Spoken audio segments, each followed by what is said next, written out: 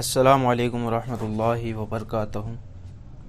مشتبہ Ansari education with motivation YouTube channel میں آپ سبھی کا پھر سے استقبال ہے۔ آج ہم ایک واقعے کے ساتھ آپ کے سامنے پھر سے حاضر ہیں، جس کا عنوان ہے حسد کا انجام۔ یہ واقعہ بڑا ہی مزیدار اور سبق آموز واقعہ ہے، اسی لیے ویڈیو کو آخر تک دیکھیں۔ اور ویڈیو میں آگے بڑھنے سے پہلے آپ سے چھوٹی سی ریکویسٹ ہے کہ آپ اگر ہمارے چینل پر نئے آئے ہو تو چینل کو سبسکرائب کریں اور بیل آئیکن کو بھی پریس کریے گا، تاکہ ہر آنے والی نئی ویڈیو کی نوٹیفیکیشن آپ کو ملتی رہے۔ تو چلیے آج کی ہم ویڈیو کو شروع کرتے ہیں۔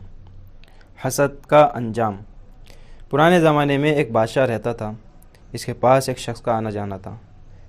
جب کبھی وہ بادشاہ کے پاس آتا تو بادشاہ کے بازو ہی میں بیٹھتا اور کہتا کہ اے بادشاہ، اچھے لوگوں کے ساتھ اچھا سلوک کرو، کیونکہ برے لوگوں کے لیے اس کی برائی ہی کافی ہے۔ بادشاہ کے دربار میں ایک دوسرا درباری بھی تھا، جبکہ اس نے دیکھا کہ یہ تو بادشاہ کو نصیحت کرتا ہے اور بادشاہ بھی اس کی نصیحت کو غور سے سنتے ہیں اور اس کی خوب عزت کرتے ہیں، اس طرح تو بادشاہ کی نگاہ میں اس کا مرتبہ مجھ سے بڑھ جائے گا، اس لیے اس کو حسد ہونے لگا۔ اور اس نے ایک چال چلی اور بادشاہ کے پاس آیا اور کہنے لگا کہ جو شخص آپ کے پاس آتا جاتا ہے اور آپ کو نصیحت کرتا رہتا ہے، آپ کو معلوم ہے کہ اس کے بارے میں آپ کا کیا خیال ہے؟ بادشاہ نے کہا نہیں۔ اس شخص نے کہا کہ بادشاہ سلامت، وہ تو یہ سمجھتا ہے کہ آپ کے منہ سے بدبو آتی ہے۔ بادشاہ نے کہا ایسا کیسے ہو سکتا ہے؟ اس نے کہا آپ اس کو بلائیے، پھر دیکھیے، جب وہ آپ کے قریب ہوں گا تو اپنی ناک پر ہاتھ رکھ لے گا تاکہ بدبو نہ آئے۔ بادشاہ نے کہا ٹھیک ہے، ذرا اسے بلاؤ۔ پہلے بھاگتا ہوا اس آدمی کے پاس پہنچا اور اسے کہا کہ آج میری طرف سے تجھے کھانے کی دعوت ہے۔ پھر اس کو ساتھ لے کر اپنے گھر آیا اور اس کو ایسا کھانا کھلایا کہ جس میں پیاز اور لہسن ملی ہوئی تھی۔ دیکھو اس شخص کی کتنی چالاکی۔ اس کو ایسا کھانا کھلایا کہ جس کے اندر پیاز اور لہسن ملی ہوئی تھی۔ اس کے بعد وہ شخص بادشاہ کے پاس گیا اور اپنی عادت کے مطابق بادشاہ کے پاس بیٹھ گیا اور نصیحت کرنے لگا۔ بادشاہ نے کہا ذرا قریب آئیے، تو اس نے اپنے منہ پر ہاتھ رکھ لیا تاکہ بادشاہ کو اس کے منہ کی پیاز اور لہسن کی بدبو کا احساس نہ ہو۔ یہ دیکھ کر بادشاہ کو یقین ہو گیا کہ وہ شخص ٹھیک کہہ رہا ہے، واقعی یہ شخص یہی سمجھتا ہے کہ میرے منہ سے بدبو آتی ہے۔ بادشاہ کو بڑا غصہ آیا اور اس نے سزا دینے کا ارادہ کر لیا۔ بادشاہ کی عادت تھی کہ انعام کے لیے شاہی حکیم شاہی حکم لکھ کر دیتا اور سزا کے لیے زبانی حکم کرتا تھا۔ بادشاہ کی عادت تھی کہ انعام کے لیے شاہی حکم لکھتا تھا اور جبکہ سزا کے لیے وہ تو زبانی حکم دے دیتا تھا، لیکن معاملے کو راز میں رکھنے کے لیے اس نے سزا کے لیے اپنی نمائندہ کو یہ خط لکھا، جس میں لکھا تھا جو شخص تمہارے پاس یہ خط لے کر آئے اس کو قتل کر کے اس کی کھال میں بھوسا بھر کر میرے پاس بھیج دو۔ کیا لکھا اس نے؟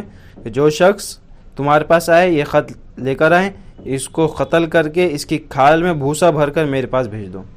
پھر وہ خط اس شخص کو دے دیا اور کہا فلاں کو جا کر دے دو۔ راستے میں اس کی ملاقات اس حاسد سے ہو گئی جس نے بادشاہ کے سامنے چال چلی تھی۔ تو اس نے پوچھا یہ کیسا خط ہے؟ بادشاہ نے تو یہ انعام میرے لیے لکھ کر دیا ہے، اس لیے یہ مجھے دے دو۔ چنانچہ اس نے وہ خط اس کو دے دیا۔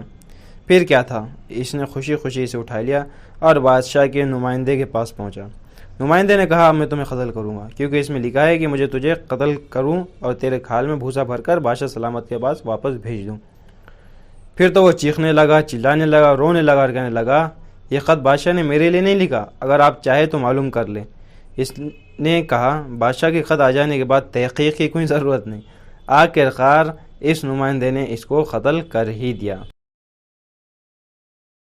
اس لیے یہ صحیح کہا کرتا ہے کہ برے کے لیے اس کی برائی ہی کافی ہے۔ تو دیکھو اس طرح کی کہانی تھی کہ حسد کرنے والے کا کس طرح انجام ہوتا ہے، ہم نے دیکھا۔ دوستو یہ بے حسد کا انجام ہے۔ آپ سے بھی تو نصیحت ہے، اس لیے کسی سے آپ کبھی حسد نہ کریں۔ حسد کا مطلب ہے کہ کسی کے عیش و آرام اور بلند مرتبے کو دیکھ کر جلنا، یہ بڑا ہی گناہ ہے، اس کے لیے ہمیشہ جو ہے تو اپنے آپ کو بچاتے رہنا چاہیے۔ تو اس طرح کی اگر یہ کہانی، یہ جو ہے تو واقعہ یا پھر کہانی جو بھی ہے آپ کو پسند آیا تو لائک، شیئر اور چینل کو سبسکرائب کر کے بیل آئیکن کو بھی پریس کر دیجیے۔ جزاک اللہ خیر۔ السلام علیکم ورحمۃ اللہ۔